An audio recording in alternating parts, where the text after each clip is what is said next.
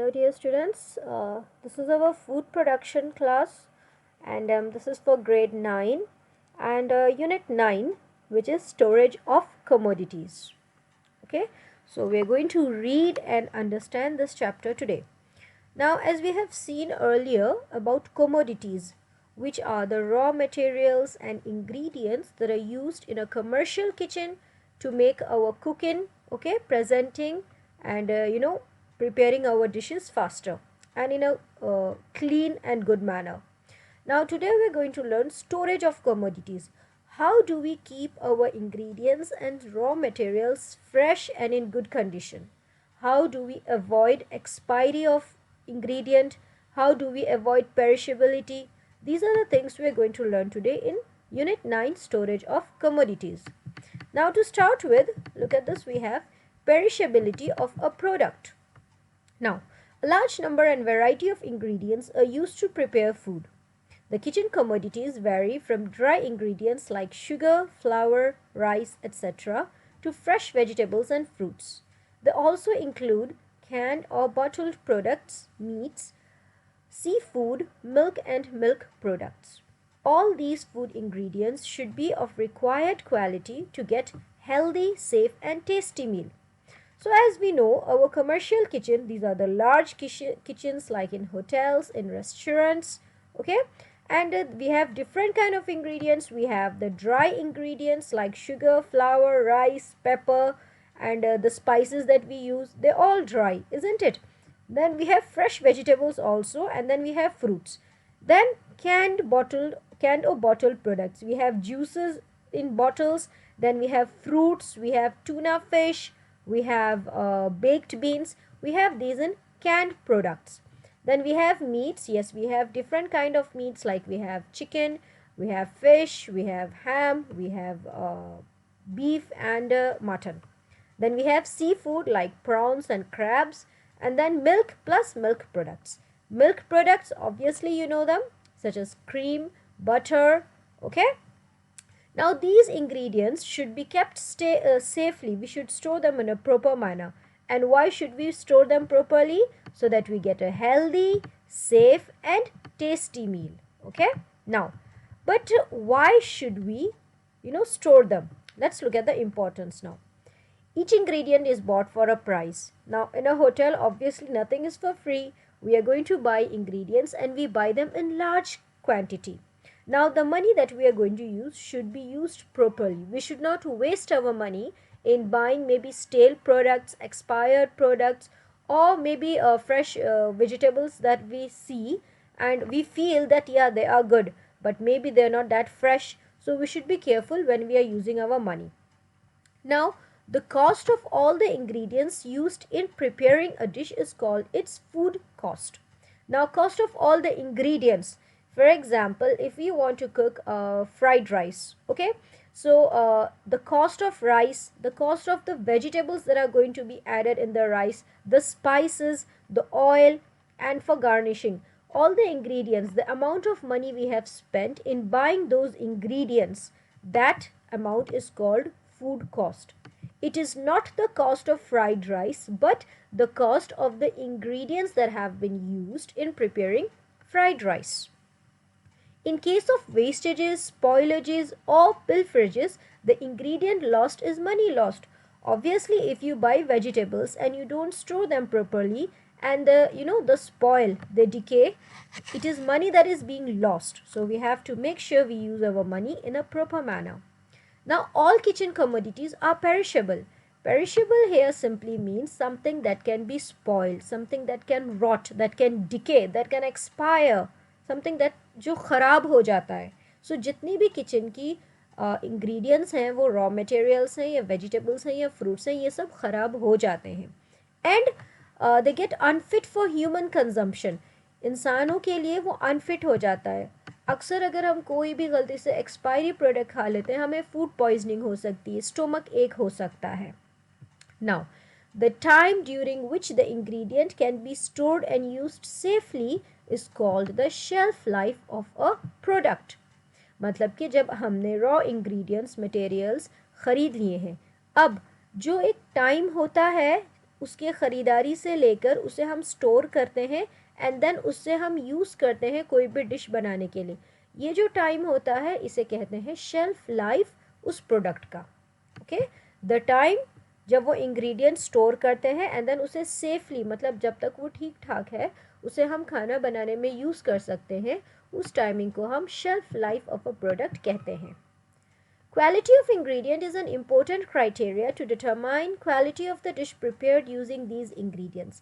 अब जो भी आप डिश बना रहे हैं उसमें जो इंग्रेडिएंट्स हैं अगर वो अच्छी क्वालिटी की हैं, डेफिनेटली आपका जो डिश होगा फाइनली में उसका टेस्ट भी बहुत अच्छी क्वालिटी का होगा। All the ingredients cannot be procured from market immediately as and when they are required by chef. Therefore, some quantity of ingredients is always bought in advance and stored in kitchen or general store. अक्सर देखें out of season जब हमें कोई fruits चाहिए होते हैं, obviously अब हम कहाँ से लाएं, सो वो कैंड या बॉटल प्रोडक्ट्स में मिलते हैं। एंड कोई अगर ऐसा प्रोडक्ट है जिसकी डिमांड पूरे साल रहती है, सो जो शेफ़ होते हैं ये उनकी रिस्पॉन्सिबिलिटी है कि वो एडवांस में ही एक्स्ट्रा क्वांटिटी में वो डिमांडिंग वाले प्रोडक्ट्स किचन में अवेलेबल रखें। Now let us see about perishability of a product. Okay, foodstuffs that are subject to decay or spoilage are called perishable products. कोई भी खाने का सामान कमोडिटी जो ख़राब हो सकता है, सड़ सकता है, वो पेरिशेबल प्रोडक्ट होता है। सो टाइम एंड जो समय होता है एंड जिस तरह से हमने स्टोर किया है, हमारे जो इंग्रेडिएंट्स हैं उनकी क्वालिटी से ये सारी चीज़ों पे फ़र्क पड़ता है। आप फ्रेश वेजिटेबल्स लाओ तो आप उन्हें सही तरीके से अगर स्टोर करते हैं रेफ्रिजरेटर में, वो उसकी शेल्फ लाइफ अच्छी चलेगी, 3-4 दिन चल सकता है। पर अगर आपने लाकर ऐसे ही रख दिया खुला किचन में, डेफिनेटली खुला है, बैक्टीरियाज, जर्म्स एंड बहुत जल्दी वो पेरिश हो जाता है एंड उसका टेस्ट भी अच्छा नहीं होता है, साथ के साथ उससे डिजीज़ भी हो सकती हैं, जैसे कि फूड पॉइजनिंग हो जाता है। Shelf life of an ingredient is the length of time for which a commodity may be stored in required condition without becoming unfit for use, consumption or sale. अब एक चीज़ ये देखें, shelf life of an ingredient, पीछे हमने पढ़ा था shelf life of a product, ये है एक इंग्रेडिएंट का। सो वो समय है जिसमें हमने वो प्रोडक्ट ख़रीदा, हमने उसे स्टोर किया है प्रॉपर टेम्परेचर में एंड ज़्यादा मॉइस्चर नहीं होना चाहिए, एंड वो जब तक हमारे लिए बिल्कुल फिट है यूज़ करने के लिए, उसकी शेल्फ लाइफ सही चल रही है। अब हम देखते हैं कि जो टेक्निक्स होती हैं, जो मेथड्स होते हैं स्टोरेज के, वो क्या हैं। So there is no exact method to determine how long a food will maintain quality and be safe to eat because many conditions affect the quality. अब देखिए एग्जैक्टली हम नहीं कह सकते कि अगर हम एक ब्रेड का पैकेट बाई करते हैं, वो 2 दिन 3 दिन डिपेंड करता है कि हमने उसे कैसे स्टोर किया है, उतने टाइम तक वो बच सकता है। अगर हमने खुला छोड़ दिया, डेफिनेटली बाहर रखा हुआ है, धूप भी पड़ती है उस पर, फिर रात हो जाती है, ओके, ठंड है, गर्मी है, सो ऑटोमेटिकली प्रोडक्ट की जो क्वालिटी होती है वो डिपेंड करता है कि हमने उसे कैसे स्टोर कर रखा है। अब देखें कौन सी क्वालिटीज़ हैं। फ्रेशनेस ऑफ द फूड, जिस टाइम ख़रीद कर लाते हैं, फॉर एग्ज़ाम्पल वेजिटेबल्स, हम वेजिटेबल सब्ज़ी मंडी से लाते हैं ख़रीद कर, वहाँ से हम क्या लाते हैं, वहाँ से क्वालिटी कैसी है। अगर आप पहले ही आधे ख़राब प्रोडक्ट्स लाते हैं तो आपके पास भी ज़्यादा टाइम वो नहीं चलेगा।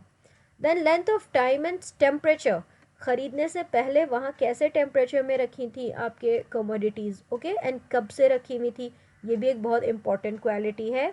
देन टेम्परेचर, बहुत ज़्यादा गर्माहट या बहुत ज़्यादा ठंड में, जैसे कि बटर होता है, ऑब्वियसली उसे एक कूल टेम्परेचर चाहिए, आइसक्रीम है, मिल्क है, चीज़ है, इन सभी को कूल टेम्परेचर्स चाहिए होते हैं। Then humidity level in food storage areas, types of storage, container और packaging the food is stored in, characteristics of the food item.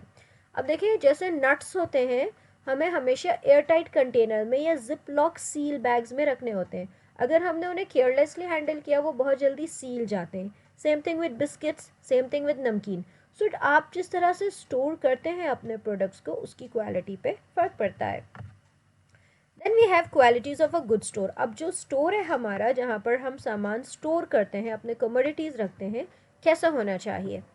A store should be at a location easily accessible from receiving area as well as by the kitchen department.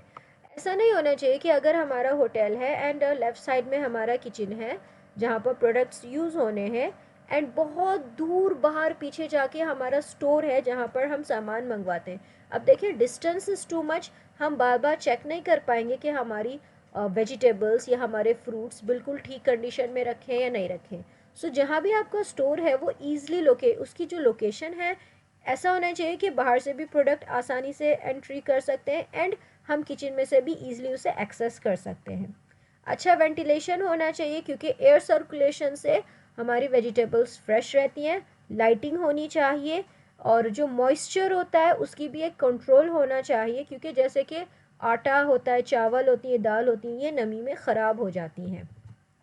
Then hygienic and free of pest. अब देखें obviously अगर चूहे होते हैं, मक्खियाँ होती हैं, cockroaches, ये हमारे खाने को जहरीला बना देते हैं, पॉइजनस होते हैं। सो ये साफ़ सफाई भी रखना बहुत ज़रूरी है।